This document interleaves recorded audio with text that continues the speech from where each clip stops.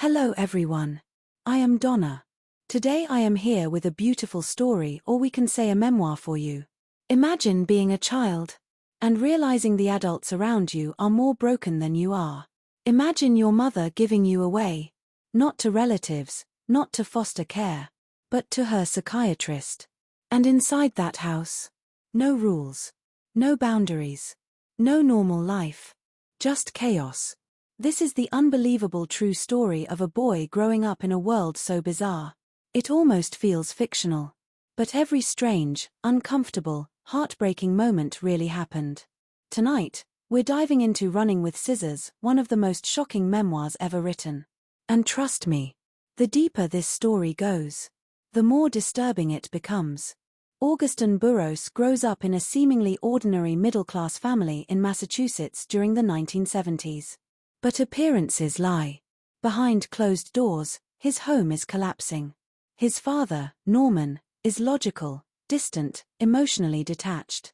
His mother, Deirdre, is unpredictable, dramatic, and deeply unstable. She desperately wants to become a famous poet. Not a hobbyist poet. A legendary poet. And she believes the world simply hasn't recognized her genius yet. The problem? Reality keeps refusing to match the fantasy in her head. Bills pile up. Arguments explode daily. And young Augusten slowly realizes something terrifying. His mother isn't simply eccentric. She's mentally unwell. At first, her behavior seems quirky. She speaks in strange dramatic monologues. She disappears emotionally for days. She obsesses over writing while neglecting basic parenting. But soon the behavior becomes darker, more paranoid, more erratic. The house becomes emotionally radioactive. Every conversation feels dangerous. Every day feels unstable. And for Augusten, childhood becomes survival. Eventually, the marriage completely implodes. The fighting between his parents becomes unbearable. Screaming. Accusations. Silence. Then more screaming. Finally, they divorce. But instead of bringing peace, everything becomes worse. Augusten is forced to move back and forth between two dysfunctional worlds. His father tries to create order.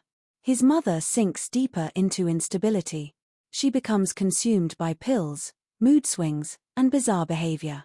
And then enters the man who changes Augusten's life forever. Dr. Finch. A psychiatrist. At first, he seems intelligent, wise, comforting.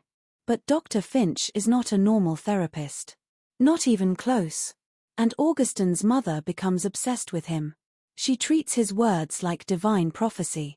If Dr. Finch says something, it becomes law. Soon, the doctor is no longer just her psychiatrist. He becomes the center of her universe. And without realizing it, Augusten is about to be pulled into a nightmare disguised as therapy. One day, Augusten's mother makes an unthinkable decision. She tells her son he'll be staying with Dr. Finch's family. Temporarily. At least, that's how it begins. But Augusten is essentially abandoned. Handed over. Like luggage nobody wants anymore. And when he enters the Finch household, it feels like entering another dimension. The house is filthy. Cats roam everywhere. The rooms are cluttered with garbage. There's barely any structure. Barely any hygiene. Barely any sanity. Dr. Finch himself behaves less like a doctor, and more like a cult leader. His patients worship him, live near him, depend on him for every decision. And his own family, they're deeply damaged. Yet somehow, nobody questions any of it. The lines between therapy, manipulation, and insanity completely disappear. For young Augusten, this becomes his new home. At first, Augusten is shocked. Then confused. Then strangely fascinated. Because despite the dysfunction, the Finch house has one intoxicating quality. Freedom. No bedtime. No school expectations. No real supervision. He can smoke cigarettes. Drink alcohol. Disappear for hours. Nobody stops him.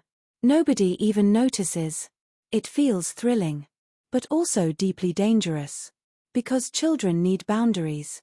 And Augusten has none. The adults around him are too consumed by their own mental illnesses to protect him. So he raises himself inside a house where chaos is normal, where delusion is encouraged, where instability is treated like enlightenment. And slowly, his understanding of reality begins to warp. Every person inside the Finch world feels bizarre, almost surreal. There's Hope Finch, Dr. Finch's wife, who spends much of her time emotionally detached from reality. There are unstable patients constantly wandering through the house. People talking about conspiracies, prophecies, mystical experiences. Everything feels absurd. And yet, to Augusten, this becomes ordinary. That's one of the saddest parts of the story. Children adapt to almost anything. Even madness. Even neglect. Even emotional abandonment. Because when chaos surrounds you long enough, you stop recognizing it as chaos. You call it home. As Augusten grows older, he begins understanding something else about himself. He's gay. And during the 1970s, especially in unstable environments, that realization carries fear, confusion, and isolation. But instead of guidance, he's left to navigate everything alone. No healthy conversations. No emotional support. No protection. Only confusion. And then comes one of the most disturbing chapters of the memoir. Augusten becomes involved with an older man living in the Finch household. A deeply inappropriate relationship. One that exposes how completely the adults around him failed him. The memoir presents these moments with shocking honesty. Not to glorify them, but to show how vulnerable children can become when nobody protects them. And throughout it all, Dr. Finch does nothing. Because inside this house, normal boundaries barely exist anymore. Meanwhile, Augusten's mother continues spiraling. Her mental health deteriorates rapidly. She becomes consumed by delusions and obsession. At times she barely functions. At times she lashes out emotionally. At times she seems lost inside her own mind. Augusten watches his mother disappear piece by piece. And beneath all the dark humor in this memoir, there's profound sadness. Because despite everything, he still wants a mother. Still wants stability.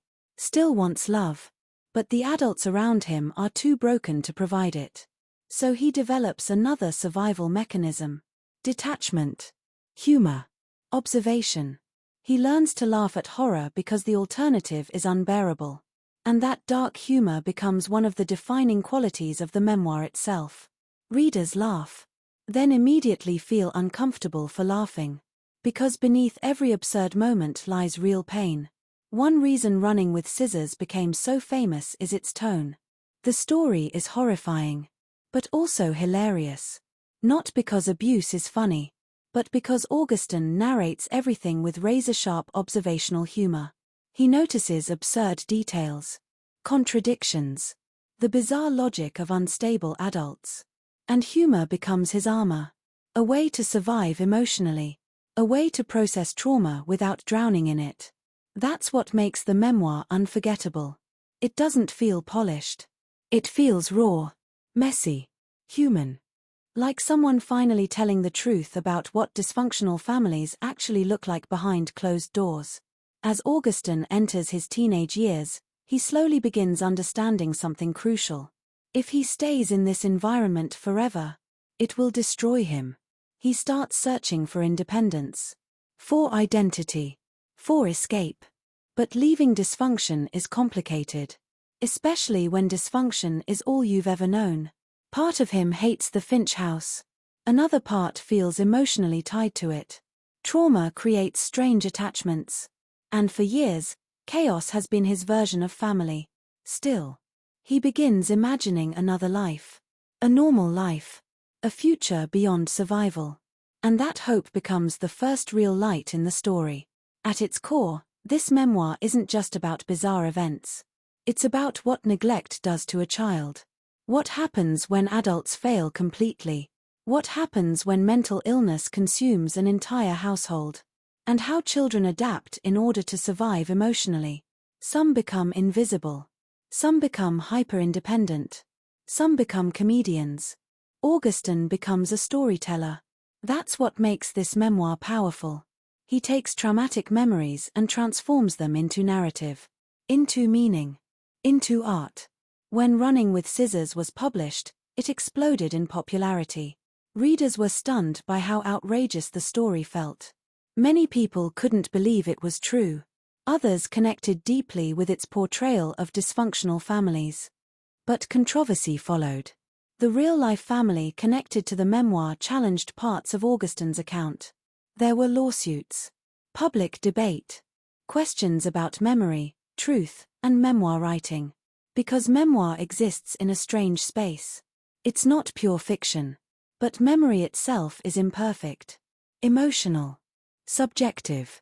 And regardless of the controversy, the emotional truth of the story resonated with millions of readers, especially those who grew up in unstable homes. There are many memoirs about difficult childhoods. But this one feels different. Because it refuses to sanitize anything. The adults aren't turned into villains from a movie. They feel disturbingly real, broken, confused, self-destructive. And Augusten himself isn't portrayed as perfect either. He's flawed, complicated, reactive, human. That honesty makes the story feel authentic. Painfully authentic. And perhaps the most heartbreaking part is this. Throughout the memoir, young Augusten keeps searching for normality, for safety, for someone responsible enough to take care of him. But nobody ever truly does. So he learns to survive alone. In many ways. The title Running with Scissors perfectly captures the story. A child running through life holding something dangerous. Something adults should have taken away. Something capable of causing deep harm. But nobody stops him. Nobody protects him. So he keeps running. Trying to survive. Trying to grow up. Trying to become himself despite the chaos surrounding him. And somehow, through all the madness, he does survive. Not unscarred. Not unchanged. But alive. And eventually, strong enough to tell the story. If this story disturbed you, shocked you, or stayed in your mind, that's exactly why Running with Scissors became such an unforgettable memoir. It forces us to confront uncomfortable truths about family, trauma, mental illness, and survival. And it reminds us that sometimes, the people meant to protect children are the very people they need protection from. If you enjoyed this storytelling video, subscribe for more deep dives into unforgettable novels, memoirs, and dark literary stories. And tell me in the comments, what's the most disturbing memoir you've ever read? Until next time, keep turning pages.